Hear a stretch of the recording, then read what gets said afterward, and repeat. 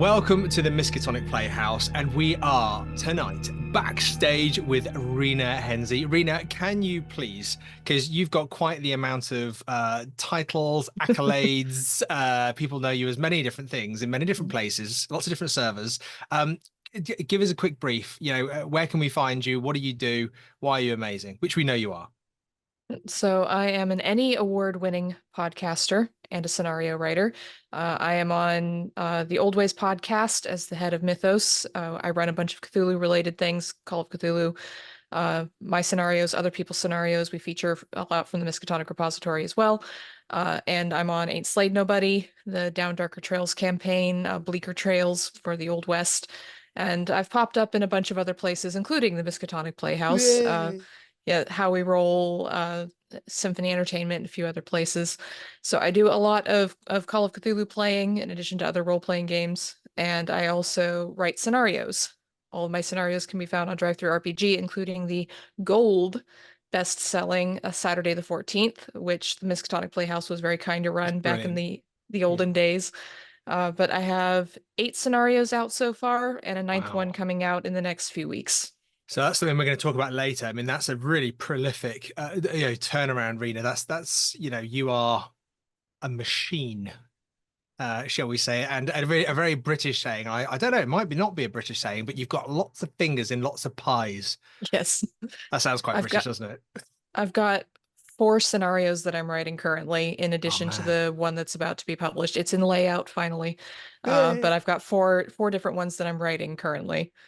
So I think that's amazing. I think even for some of us mere mortals, the idea of working on more than one or two things is quite a significant mindset to have. But we'll come to that. So what we're going to do tonight, Rena, is go through a series of questions that have been promoted, given by our wonderful community. So, community, this is your fault. We're going to start with Stu. So we all know Stu, who's the wonderful producer of the Miskatonic Playhouse. And his question goes first because he had such a great one. It is, what got you into tabletop role-playing games in the first place? So I started with role-playing games in general back in high school with Star Trek play-by forums. So it was, non-dice rolling, all narrative, Yeah. playing in the original series of Star Trek with some friends. And I loved it so much, I spent 90% of my free time on it when I was allowed on the computer, that when I went to uni, I looked for something similar that I could do. I'd never heard of Dungeons and Dragons. I'd never heard of anything else. And then I was talking to a friend and mentioned that I like doing, Star Trek role playing. He said, "Have you heard of Dungeons and Dragons?" And I said, "No, teach me." And so we played Dungeons and Dragons while I was in uni. And that really got me into the tabletop side of things, because the rolling dice to affect the narrative and just the ridiculous things that can Yeah. happen when you do well or when you do absolutely horribly really got me into the tabletop side of things, not just the narrative side of the role-playing games that I'd been doing online before. That's awesome. It's really nice actually to hear because Dungeons and Dragons, as it was for myself, is very much a gateway for everybody. So it's really lovely to hear that it was adjacent to your gateway that Star Trek Mhm. was. Can I ask, did you play what did you play a specific race in Star Trek? So I played a bunch of different games. I started with one that I created myself because I was 13 at the time, and so I created my own race, which was Amazing. a little bit OP, let's be real. But mostly I played Trill, Oh, cool. Okay, uh, yeah, the the joined with the symbiont and everything, so I could yeah. play multiple lifetimes. Because having Nice. all of that available to me, all the different memories and the inherent transness as well of the Trill really Yeah. appealed to me as a queer person, even though I was in the closet at the time. It really That's appealed cool. to Yeah, me yeah. for role playing, and so I would role play out a lot of those elements with the Trill in Star Trek. That's awesome. That's awesome. I haven't played any of the Star Trek. I do really enjoy Star Trek. Mhm. Been watching the Star Trek Prodigy with my son and Oh, my daughter, yes. which we're really enjoying it. It's great fun. But I know that there's Modifius have brought out is it a revised Star Trek role-playing game or a second edition maybe? I think second edition, but I'm not Yeah. sure, so don't quote me on that. No, yeah, I might have to get into that at some point.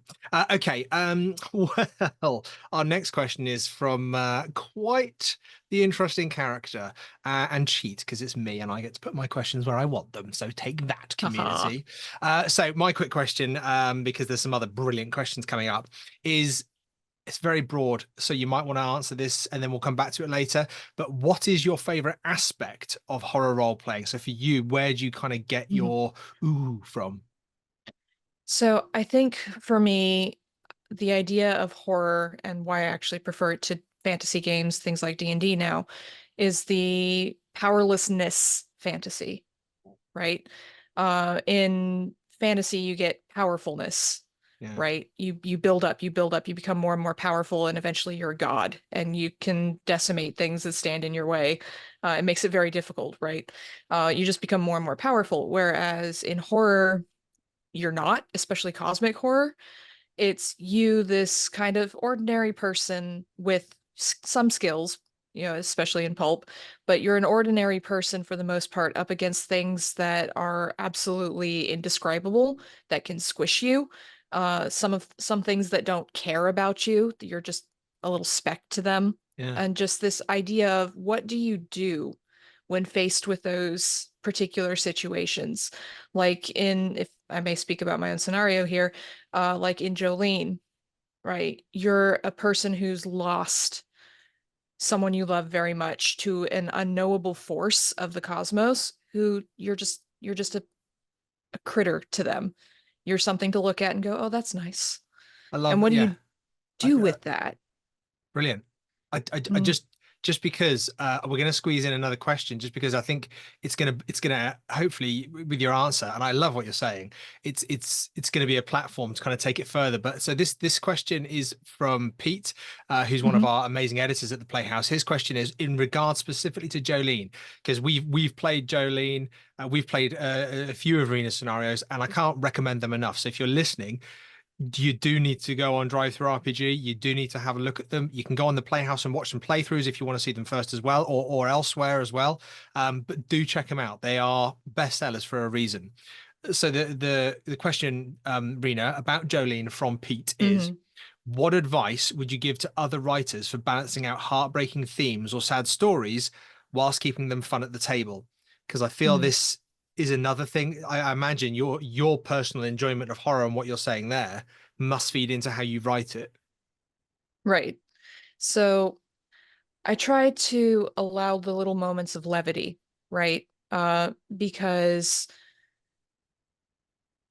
humor makes horror all the more stark, and it makes sadness and pain all the more stark, I think, because there are those moments of relief briefly before it throws you back into the tension. So when you're writing, allow for those moments. When you're running the game, allow for those moments of like when I ran Jolene for Symphony Entertainment, Bucho, who was one of the players, licked the table at one point to try and figure something out.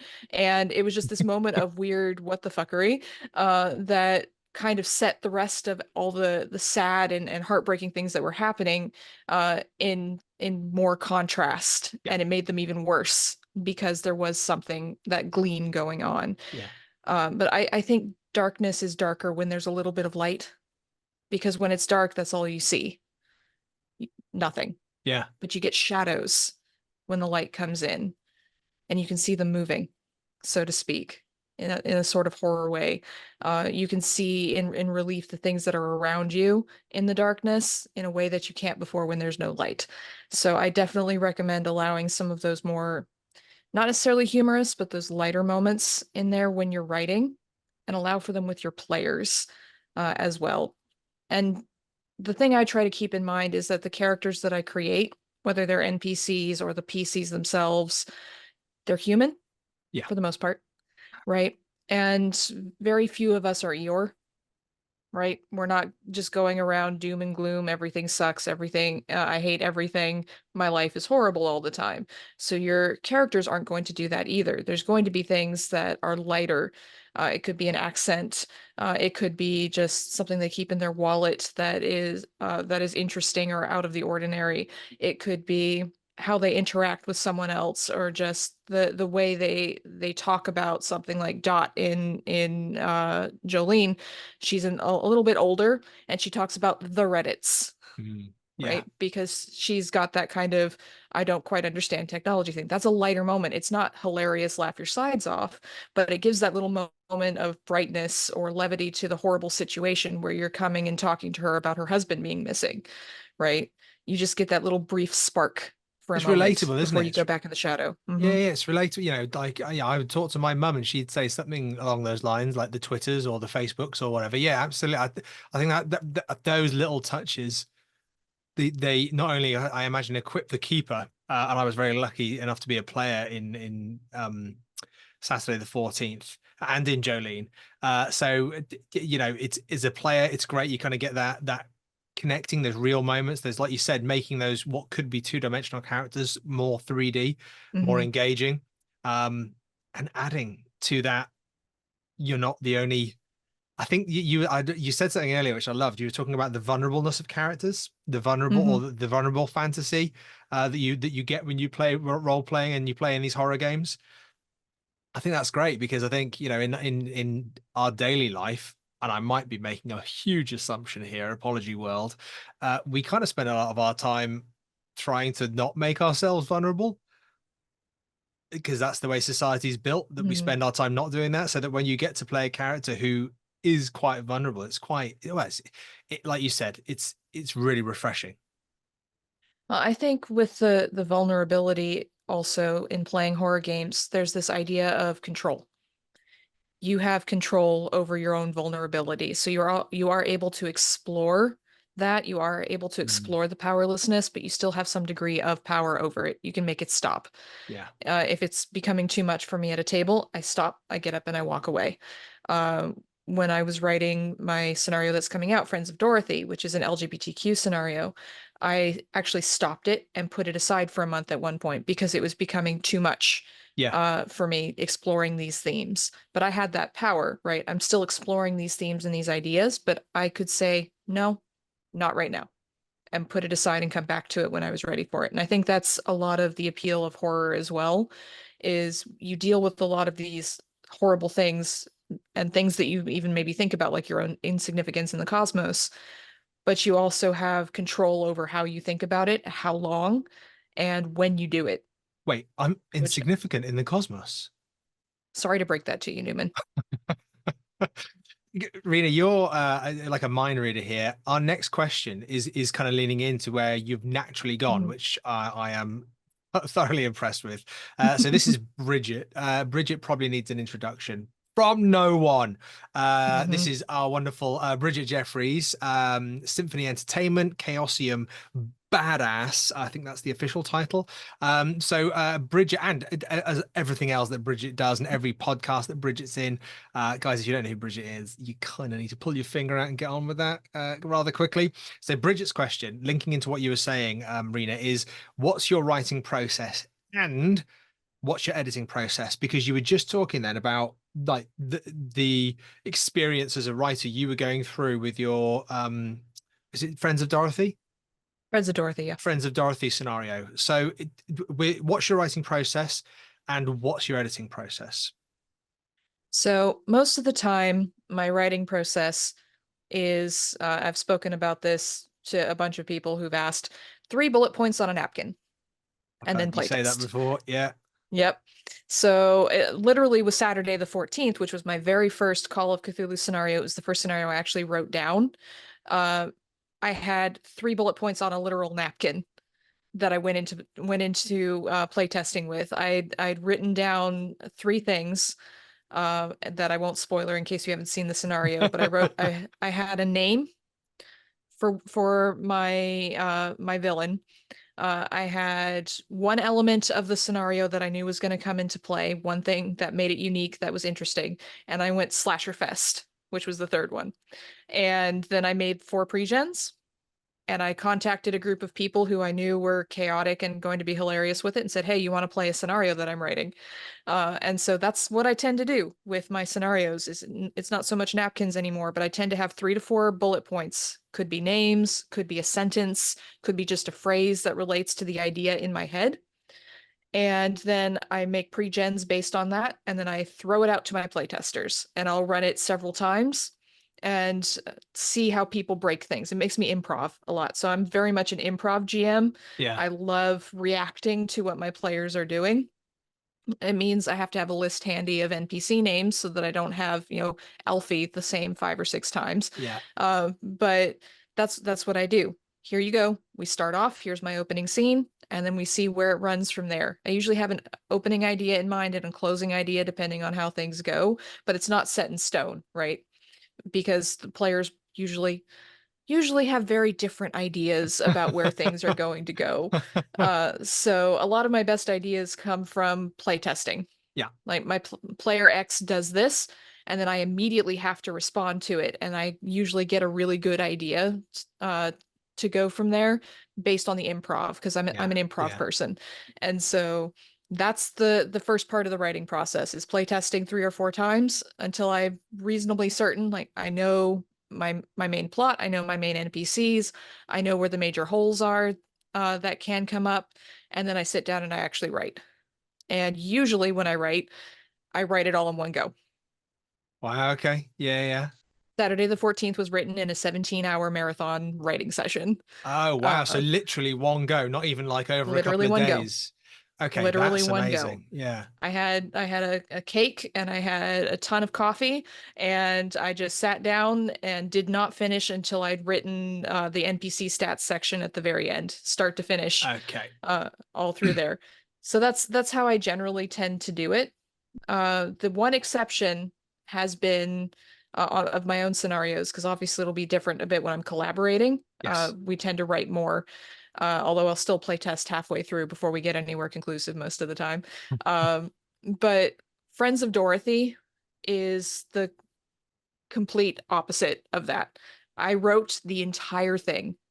I spent months on it, 9 months working on this scenario, uh, writing it, figuring it out, putting pieces into place, and then I play tested it because this one has a lot of themes and ideas in it because it's very much about LGBTQ people and things that they go through. It's got a lot of my own experiences in it as well. It Yeah. was very important to me to get all my ideas out first because I didn't want to improv the major themes. The themes were the important part there. Yeah. Okay. So Yeah. Dorothy's the only one I've done like that. My other ones, nope. Is I've got a playtest coming up that I've only got three notes written on for so far, so I'm back into form. But this one was different. is it a comparable experience, or can you not, because it's been such a personal experience, is it not even like worth contemplating, comparing, sorry, Mhm. the process of here's my 3 things on a napkin. This one carries such, personal and also, for other people, very personal kind of themes, Mhm. delicacies, considerations. Is there a comparison for you? Like, do you prefer one way to the other, or is it more of a Friends of Dorothy has been such a significant 9 month, I don't want to say war of attrition, but I'm going to war of attrition because of your kind of care to make sure it's right. Mhm. I much prefer the improv Yeah. way of doing things. Personally, I think doing it long form first was right for Dorothy. It felt right when I Yeah. was doing it. It was painful, so painful. It was like crafting every sentence. It felt like pulling teeth a little bit in some places.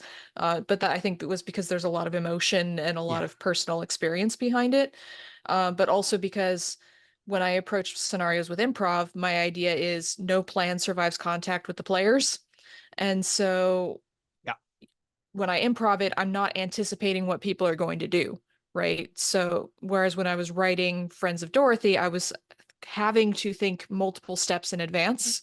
And I still had to do a lot of revision after I did my play tests on it because there were things I didn't anticipate. But it was a completely different mindset of predicting what people are going to do Yeah. versus Let's see what people do when I put them in a situation. So I think for me, I much prefer the improv 3 bullet points and a couple of pre-gens kind of method. I do think it was right doing it the more traditional way, I'd say, for Dorothy, though. And I can see why people like it that way. It's just not for me, But I can usually. also see why, it sounds like you have a lot of fun during that process, which I know for a lot of Hmm. people can be quite a challenging process, can be quite a, quite a slog. A lot of people talk about, I've got half written scenarios and this and that. I mean, I don't quite, I think we talked about this a while ago that I was going to try and do the 3 bullet points on a napkin, and I still need to try and do it. But I think I don't fully write anything, but I write a good foundation. In fact, Hmm. actually, I will. This is going to be super quick because of stuff, but just literally like stuff like that. I'll just almost kind of like mind map a lot of stuff, characters, Hmm. events, this, that, palling out a bit more, maybe write a few things, and then kind of go into playtest improv mode. But I think you've got a hell of a skill there, Rena, and kind of going, right, three things, let's do this. We're going to jump on because we've got some other fantastic questions here. Mhm. So this is a quick one from Ollie C. What's your favorite scenario that you've published and why? So my favorite that I've written would be Friends of Dorothy, but it's not out yet. So to completely answer the question, published would have to be Jolene. Okay. I Yeah. love Saturday the 14th. It's my baby. It's the very first thing I ever published. It's the one people talk about the most. It's the one I've run the most. I've run it a good 80 something times at this point. Wow. Um, but Jolene has a lot of personal feeling. It deals with homelessness, it deals with addiction, it deals with people on the fringes of society. It's set in the town where I live, right? Very rooted in the location. It's also, I think, the most cosmic horror I've ever managed to achieve because there is no entity intent on ending mankind or murdering a bunch of people. It's this entity that doesn't care. And it's worse because she doesn't care, Doesn't have the right? human emotional capacity to be a Hmm. villain because it's beyond that. Yeah, yeah, absolutely. And I think just playing with those themes, love and loss, and what do you do in the face of realizing one, you're again insignificant in the face of the cosmos because things are much bigger and not brighter but dimmer than you expected them to be. And also confronting an entity that doesn't care if you live or die. It doesn't matter. She takes what she wants and then moves on. Yeah. And it's like you never even existed. What do you do? And so all of those elements are for me, I think, what make it my favorite scenario that I've written. I think it's my best work of what I've published personally. But I really love the when I've run it every time, it always that pathos and that emotion, and everyone faces Jolene a completely different way Yeah. based on what they've learned about themselves or what they've come across in the course of the scenario over the course of the playthrough. So I think for me, it would have to be Jolene. Okay. Well, just on that mindset there of Jolene and thinking about the way you came to it, here's a question from Minnesota Mike. Do you review the field of a topic, like browse similar scenarios on Drive Through RPG, or prefer to draft it uninfluenced, brackets, listen to the muse alone until it organically is complete, then check other writers? Basically, Mhm. do you scan the field to see what's out there and go, right, I want to do something different, so I'm not, or do you just kind of sit in a room, completely blinkers on, dark, and go, this is what I want to do?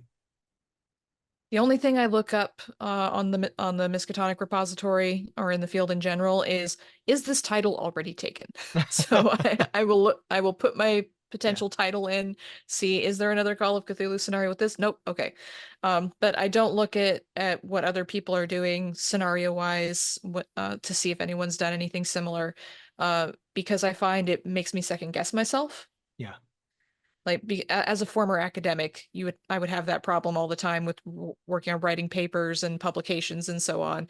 It's like, wait, what if other people are doing the same thing? What if this isn't unique? What if this isn't different enough? And just it would sabotage my Yeah. actual project idea. So I told myself I would not do that with my creative writing. And there are going to be times when there's things I come up with that are somewhat similar to things other people have done, but I'm going to have a different spin on it. I'm going to have a different perspective on it. Hmm. I would be it would be difficult for someone to write a scenario, like spend a lot of time on it, put a lot of effort into it, and then find out they've written the exact same scenario that someone else has done. So I think there's a limited number of hooks and premises in the world to begin with. You're going to overlap with some people. Instead of psyching yourself out over whether or not you've got some things that are similar to someone else, look at how you make yours different. Yeah. That's how I, I approach it.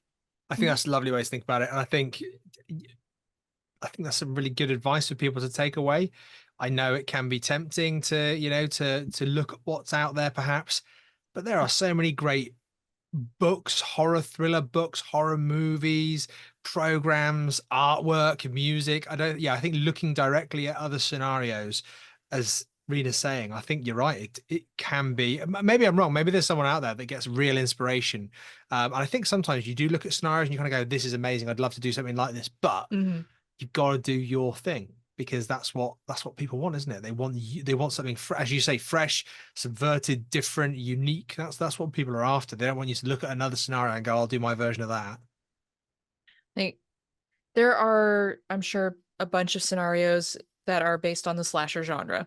I can guarantee you no one did what I did with Saturday the 14th in one particular aspect, which you're aware of, Newman, since you played it. Yes, yes, yes, Um, yes. but there's a unique hook to it. It is still a slasher scenario, and I'm sure there's others, but no one did exactly what I did with that. Yeah. So you'll find things, whether it's your inspiration or your hook, maybe it's the angle that you take, that you look at it, or the place that you set it in. Whatever it is, you'll find something that's Mm. different. You don't need to go necessarily look at other people and say, well, they're already doing that. Yeah, yeah.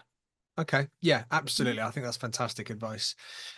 Okay, so question number 6 is from the wonderful Eva the Snape. So this is the question says they've published some joint scenarios. This is you. Mhm. Do they have any tips of working? Sorry, do they have any tips for working with other creatives on a single project? So Mhm. obviously you've worked with Joe recently. Yep. So Uh, tell us yeah, all the I have goss. What's good Joe like to work with? Give us all the dirty a secrets. Joe Trier from How We Roll is fantastic to work with. I'll say Yeah. he approached me about working with him on the scenario, and I was thrilled, shocked, floored, flabbergasted, all the dictionary words you want to use. Uh, but he's really fantastic to work with, very communicative, uh, very good at expressing what he wants to do, but also allowing what I wanted to do and the ideas that I had in there. So, highly recommend working with someone like Joe. But when it comes to collaborating in general, 'cause I've collaborated on 3 published scenarios so far. One, Cotton Eye Joe with James Bennell from the Old Ways podcast, In Darkness We Wait with Joe Trier, and Eclipse of the Heart with my friend Jack, which is pretty fantastic, I think. It's a high school scenario.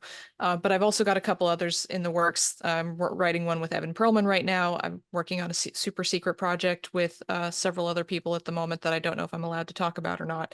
Um, You can drop some but names, but maybe not the yeah, with project. yeah, working with our beloved Newman over here, Heinrich, Evan, on a project that's really cool. And I've discovered one, working with other people stretches you creatively in ways that you don't necessarily think about. Like my process of writing does not necessarily work when you're collaborating with someone. I can't just immediately go, okay, we got our 3 bullet points here. I'm going to go run this thing. We tend to write things out a bit more, which is why I was able to write Friends of Dorothy flat out the way that I did, because I'd already had experience with writing out a scenario before running it, and I Yeah. learned that from working with James, with Joe, with Jack, um, and it's just really interesting seeing how other people's brains work, Yeah. right?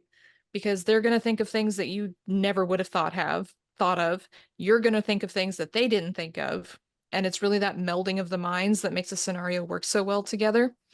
Um, Generally, what it is one person will have a general idea and maybe a framework, a brief outline in their head, and then someone else comes in and fills in a lot of the details, comes up with a lot of the bigger picture ideas to fit into that framework. So sometimes you'll have the where two people are talking and just bouncing ideas back and forth. This is me and James. Usually we're working on another scenario together, where we're just bouncing ideas back and forth, and then we hit one and go, oh, this is fun. We should do that. And Yeah, then yeah. we write the outline and everything together. But it's a mixture, right? Depending on who you're working with. I like the And message to take away there. I really like that idea that, for those of you watching, the wonderful collaborations that Rena's had with a huge amount of, equally, talented people as Rena, that actually there's a huge benefit to it. Rena, mhm, you're talking there, aren't you, about kind of you've refined or reflected on your practice because you get to work with other people. And I mhm, imagine the same must have happened to them working with you, Rena, because it's a two-way street, isn't it? That mhm. you know Uh, I they're gonna have I gone, don't know ooh, what the I don't know what the oh I don't know necessarily what they might have taken other than my very improv heavy direction of things. Because when I've written with other people, generally what happens is we get our first draft and then I say, okay, I'm going to run this.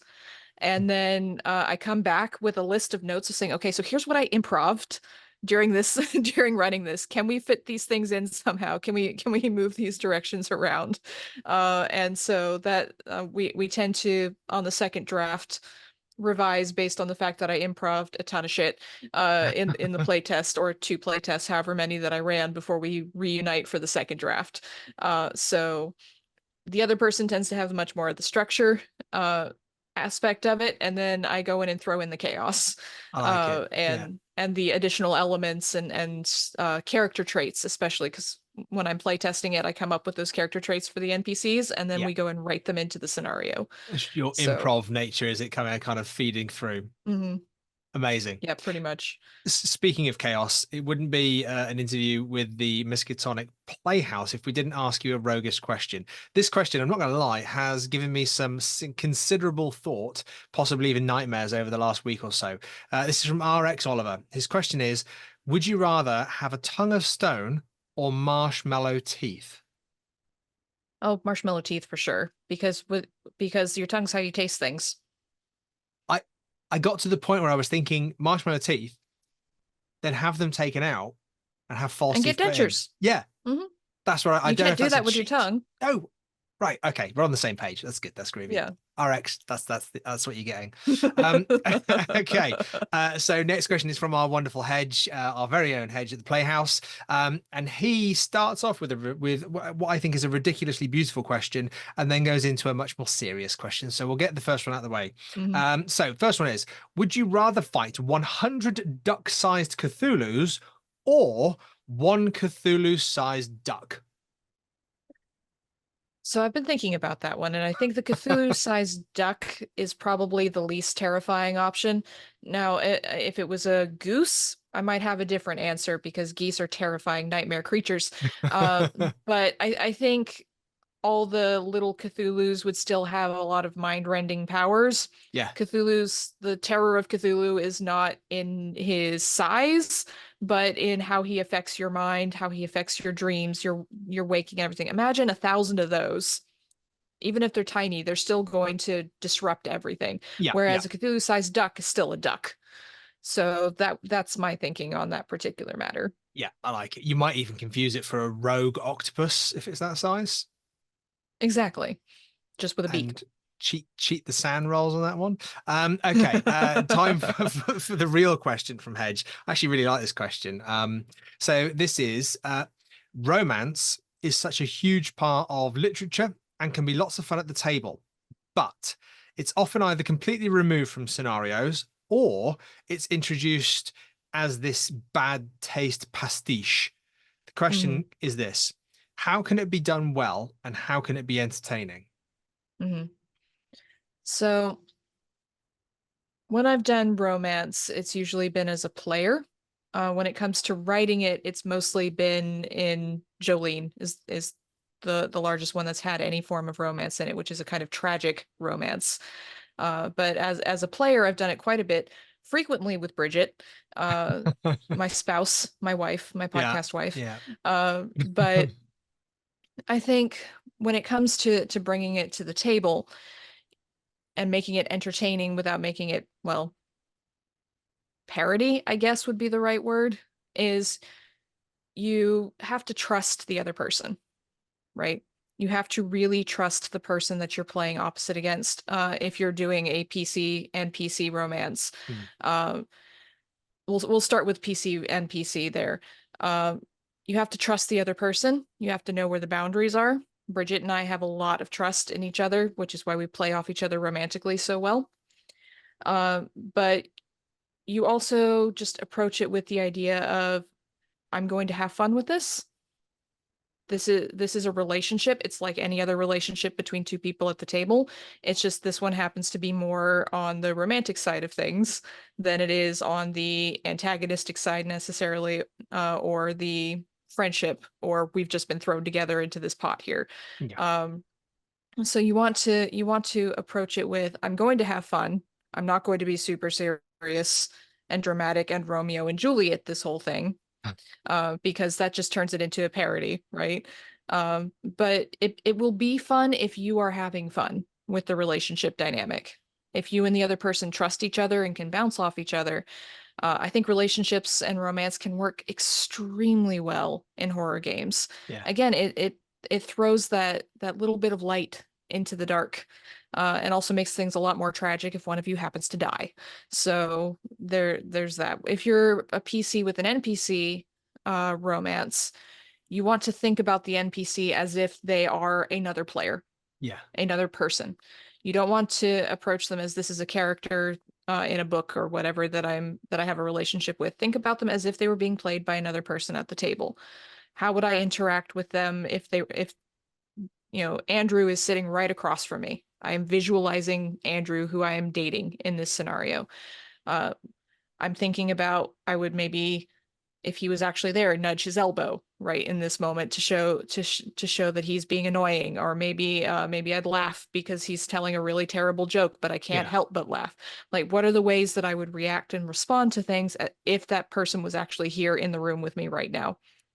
Um, It's and sorry to just listening to you, Rena, it sounds like you're really communicating a sense of trust between players, mhm, authenticity mhm, like you would if it wasn't romantic, if it was yeah, an adversary, if it was friendship. It sounds like you're kind of really you giving advice to kind of invest, and I think it's mhm, brilliant advice, to invest in it in that way.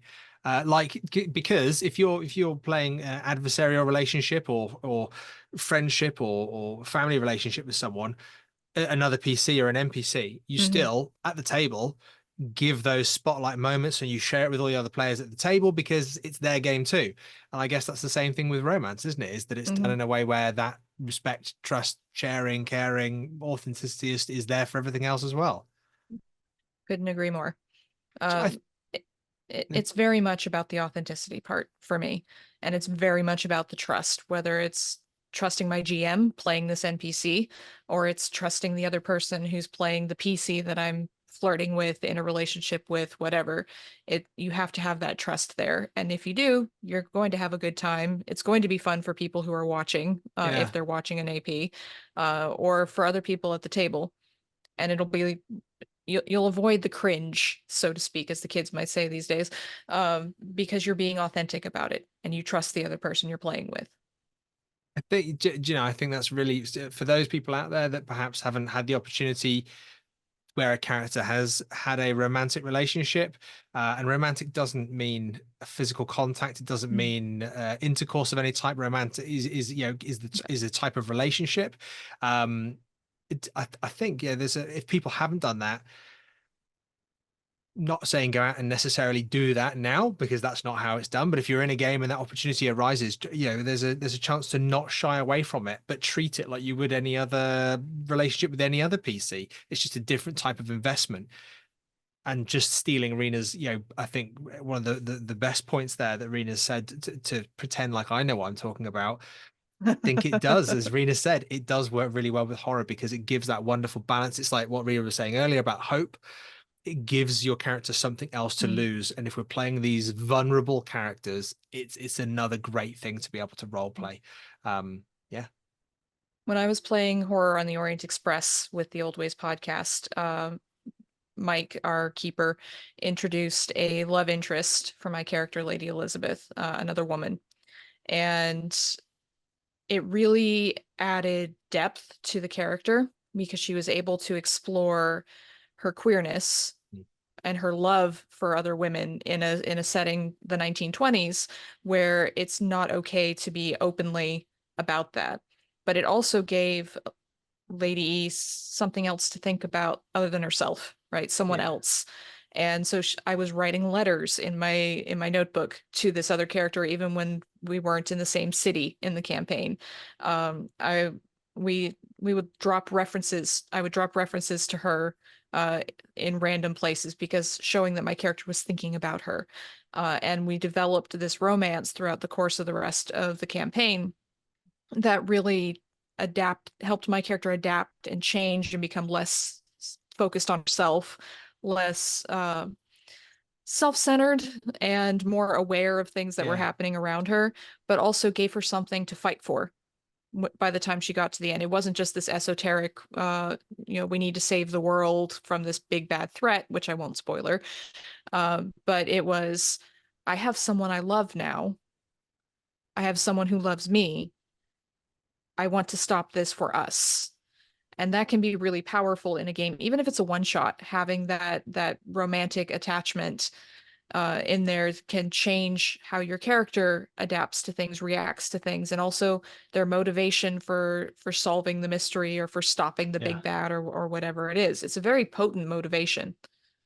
And really, yeah, allows you as a player to just thoroughly invest, Hmm. emotionally invest. If that's how you role play, if that's your style, then it's a fantastic, way of doing it. Hmm. It's, it can be probably quite cathartic as well. I definitely know that I've chosen to go down that route with my role playing a number of times. Rena, the next question is going to blow your mind. Oh This is no. from Jason, from the Stars Are Right. Jason, we love you. The question is, do you know the Muffin Man who lives down Dunwich Lane? Dunwich, no, but I have met one in Innsmouth. There you go, Jason. There you go. I like that. When I was asking for Mm. questions, that was one of the first ones to be thrown out there. And it's classic Jason. Hmm. Okay. We are Little back fishy though. to, yeah, oh yeah, oh yeah. We are back to your screen wife. We're back to Bridget. Hmm. Bridget's always firing out good questions. It's almost Hmm. like Bridget knows what Bridget's doing. Okay. Uh, Shocking. yeah. Do you enjoy watching slash listening to other people play your content? I enjoy listening. It was very awkward the first time. The very first time was the Miskatonic Playhouse, Saturday the 14th. That was I had to listen on my own. I couldn't be around other people. I couldn't let my partner listen to it because I was just like, I don't know how this is going to go. I never heard or seen anybody else play any of my stuff before. I'm like, is it going to work? Are they actually going to be able to get through things the way I wrote it? This is awful. It's great that they're playing it, but man, I feel awful right now. And then I was listening to it going, man, they're having a great time. We I can did. We had a actually great write. time. Yeah, Hedge was keeper. Me and Charles were the police officers. Heinrich Moore was Hmm. the forensic assistant, and wonderful Lydia was our forensic lead. Yeah, Hmm. it was great. We had an absolute ball playing that game. It was wonderful to listen to, and it gave me the when I hear other people playing my game, because I've also sat in on people running the game just for fun, not on actual plays, and it makes me feel one like, hey, I can write, you know, because for some reason sales on a drive-through RPG aren't enough to make me feel like I can write. Hearing other people play it and having a good time helps break some of the imposter syndrome. But it's also just it's really entertaining listening to other people and what they do with something that I created, going in Yeah. completely different directions, or thinking of solutions that I wouldn't have thought of necessarily. Uh, And it's a really good time listening to people play my stuff. I really enjoy it. So, Well, Bridget has a follow-on question, so we're mhm. not going to let you get away that easily. This one is, have you ever played in a game that you wrote? And if not, do you want to? I have not. Usually because when I come across other people running it in the wild, so to speak, they've already got their teams together, their Yeah, players yeah. together. I feel like it would be a bit weird, Yeah. but I'm also good at not metagaming. That's one of my strengths as a, a role player. Um, I feel like I could do it. I'm not. Hmm. Do I want to? That's do I want to inflict my own horrors on myself? Well, yeah, Is I the mean, big that is the question. reality, isn't it? I, yeah, I think it would be fun. I think it would be fun to play something that I wrote and see how some not only how someone else handles it, but how I would handle it put in that situation. So yeah, if anyone wants to run one of my scenarios and ask me to play, hit me up. There you go. There you go. I think if someone was asking me to, not that anybody is asking me, so don't worry about it. If anybody was asking me to play in one of my scenarios, I think I'd probably prefer to say, no, no, get your team together. But if you want me to jump in as an NPC, Hmm. as big as small as you want, I'll jump in and do that. That'd be good fun. But I think you're right. I think it would be quite a unique experience. And I think you've got to be really committed, with your Hmm. non-meta gaming because I think a lot of people would be at that table, really making sure that they don't negatively impact the other players. Right. Yeah, yeah, I'm good not sure I could answer. do I'm not sure I could do Saturday the 14th at this point because I have run it so many times. I'm not sure I could play it without thinking about all the times that I've run it and oh, this is like in my head going, oh, that's an interesting direction to go in. Oh, that's fun. Yeah, yeah, Oh, I didn't do that. Oh, that whatever. So I feel like with that one I might have difficulty as a player, but any of the other ones that I haven't run as many times, maybe. yeah. Okay, okay. Well, we're gonna jump back. We got three questions Mhm. left. We're gonna jump back to Minnesota Mike here for this one.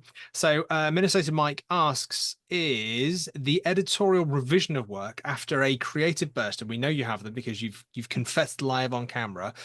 Is the editorial revision of the work after a creative burst a bit of a letdown slash slog? Is it hard work? Mhm. Well, the writing part isn't because I'm usually hyped up by the time I finish play testing it to the point where I'm happy with the idea of writing it. I'm excited, right? It's like, oh, people are going to see this, people are going to play this, people are going to read it. That's great. I'm so excited for people to see this. And so the actual writing part of it isn't a slog. Uh, even if I do it in a 17-hour burst, and forget to stand up or stretch or hydrate. But the editing part is harder, Yeah. but I wouldn't call it a slog. I'd say it's more that it's difficult because it's hard for me not to be a perfectionist. So when I'm editing, I'm constantly changing things and tweaking things and thinking, oh, I could phrase that better. The wording could be better here. Maybe I want to add in more interaction with this NPC here. Maybe I want to do this. Maybe I want to do that. And I overthink. Yeah. And I think that's the hard part of editing for me. Yeah, I mean, you are a very skilled editor, and I think myself, my profession at work as a teacher, I'm constantly bloody editing essays, Hmm. marking this, that, whatever. So, when I edit, I do enjoy it a lot more than I do with what I do with my day job, a lot more. But you're right, that initial writing the story, it's such an exciting, place to be, and then editing. Wouldn't say I don't enjoy it, but you're right. It's not as much fun as it. It's not as I don't feel it's as creative and lively Hmm. and sparky and fireworky. Well, because you've got most of your ideas out, right? So Yeah. it's kind of like when I write, whether it's creative fiction or a scenario, I have to write from start to finish. Because otherwise, I find myself writing the really fun parts. And then I don't want to go back and fill in all the stuff that like the Yeah. connective tissue or Yeah. the bits that I'm not as excited about. And so editing is all the doing the stuff that you have to do versus the stuff that you want to do. Yeah. Uh, which I like editing. I'm good at it. I edit for other people. But when it comes to my own stuff, sometimes I go, oh man, I just want to put this aside for a while. Yeah. I I don't want to do that. I've already had fun with it. And then it's hard to not move on to another project immediately. So when I've edited for other people, I actually find it quite exciting because Mhm. you're very kind of getting into other people, especially, when it's a great scenario. I was very lucky to work Mhm. on Pete Burgess's Flesh Wounds. And when you're kind Mhm. of going through it, because it's really exciting, I was really kind of going through it, and I was really excited when I'm editing my own work. I think because you know it so intricately, it's a very Yep. different experience, isn't it? Very different. Yeah, yeah. Okay. This one is from Mimic. And this one might not even apply because I know you're so prolific in getting scenarios out there. But Mimic's question is, what's your process with scrapped projects? Do you Mhm. try to recycle or save them? So I don't have anything that I've completely thrown out. I have had projects that I've come back to, like my scenario Safe Space, which was my third scenario back in 2022, I think. Uh, I'd been thinking about it for a while, but couldn't figure out what to do with it. I didn't have the unique angle on it. The only idea I had was Mythos encounters survivors in a support group and a few images, but they weren't enough to run a play test on. And I'd had that idea before I had Saturday the 14th. And so I just kind of set it aside. And then I came back to it once I felt more confident in writing. Hmm. But for me, very few things go into the trash. Usually they'll go into a not now, maybe later, Yeah, like Dorothy did, right? I didn't give up on it. I just couldn't work on it at the time. So I put it into my for later bin, worked on a different project, and then came back to it at another time when I was in a better headspace for it. And I find that with some ideas, if you let them percolate in that for later bin in the back of your brain, uh, you can come up with some really good stuff. yeah, Just let them sit and simmer. Not every idea is going to be a like Saturday the 14th was a 30-day scenario from start to finish. Um, Start to publish was yeah, 30 days with the Storytelling Collective. And so not every scenario is going to be like that. It's not going yeah, to burst onto the scene fully formed, so to speak. Some things just need to stew for a little bit. So it's like my creative writing professor told me never throw out any drafts of mm, projects. You may be able to cannibalize them later, or you may come back to them even years later and go, I've actually got an idea for this now. I actually know where to go with this now. yeah. And I think scenario ideas are like that for me. I like that, and I think that's good advice for everybody out there that there is something to be said for trying to give a level of commitment and really trying to, especially with this scenario, Hmm. trying to see that first draft through start to finish. I think it was Stephen King, who I am a fan of, and I know there's a lot of people that are and aren't. But Hmm. Stephen King's advice is, I think it was his book on writing, which I found is a fantastic Hmm. book. He was saying, don't stop and edit, write your first draft. He said you can make something perfect, but if it's not finished, no one will ever see it. So his thing is that you write out the first draft, then you can go back and tinker. But trying, and I know for a lot of people it might be, if it's ever affecting your mental health or your happiness, obviously pause, stop, put it aside, do the things that you enjoy. But like Rena's saying, save it, Hmm. come back to it as and when you feel comfortable. But there is, a wonderful feeling in getting, that kind of completing, finishing moment. Perfect is the enemy of done, is Yes. the best advice I ever got when it comes to putting things together. Perfect is the enemy of done. Yeah, I like that. That is the takeaway message. I think that's in fact, actually, that's ruined my next question, Rena. So you're gonna have to come up with something else for your Oh next no. answer, because the last question is from me, because I can just chuck the questions in where I want because I can cheat. This is the last one, and the question is, what's the best advice you can give to a TTRPG writer listening right now? So on Mhm. anything, but the best advice you think you can throw out into the world right now. Mhm. best advice I can give is write what you want to play. Okay. Because I know people who approach writing with the idea of they want to write the next bestseller, or they want to write something that'll be successful. They want to write something that people will read. Like, people are not going to read it if it's not something you enjoyed writing. And you're going to have a hard time actually getting it written and running it if it's not something that you personally would enjoy playing, or would enjoy being in yourself. Like Saturday the 14th was an homage to slashers. I wrote it because I always wanted to play in a slasher genre, like slasher movie, or an RPG or something. And so it became highly successful because it was something I desperately wanted to play or was desperately interested in. Uh, don't go looking at what sells the best necessarily. Don't go looking at the types of plots that people are interested in. Write something you want to. Guys, don't go chasing waterfalls. Stick to the rivers and the byways that you know, I think is the advice here. Um, Rina, you literally have an answer for everything. That's hugely outstanding because they're not just throwaway answers. These are really good answers. Guys, we've had Rina with us this entire time. Rina, can you just finally, as we do a bit of a send-off thing, I want people to know where they can find you, once again, where they can find your work, where they can hear you in different podcasts. Please tell the world. So you can find all of my scenarios, including my upcoming scenario Friends of Dorothy, once it releases, on Drive-Thru RPG. You can find me personally on Blue Sky, Rina Haenze, or on Instagram. Mostly post pictures of my cat, and a lot of LGBTQ related things, but I also post about my writing, my process, my scenarios as well. You can also find me auditorially on the Old Ways podcast, where I'm the head of Mythos, running Call of Cthulhu, Cthulhu Dark, and a bunch of other Mythos related things. I'm also a player, regular player, in several campaigns and one-shots.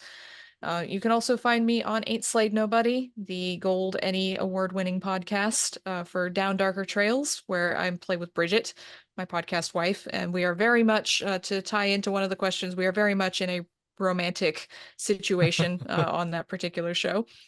And you can find me popping up inevitably. Some people know me as the Inevitable Rina, popping up in places like the Miskatonic Playhouse, Symphony Entertainment, How We Roll podcast, and a bunch of other places as well. Amazing. Well, Rina, thank you so much for giving up your time to be with us backstage at the Playhouse. You've been absolutely amazing, and you are amazing. And you, listeners, are all beautiful and amazing as well. Thank you so much for joining us, and we can't wait until we see you for the next one. Until next time, when the curtain opens again. As we draw the curtain on tonight's performance, we thank you for joining us and look forward to inviting you back to the Miskatonic Playhouse. In the meantime, you can also find us in the links below. And if you'd like to submit your scenario for us to play, email miskatonicplayhouse@gmail.com.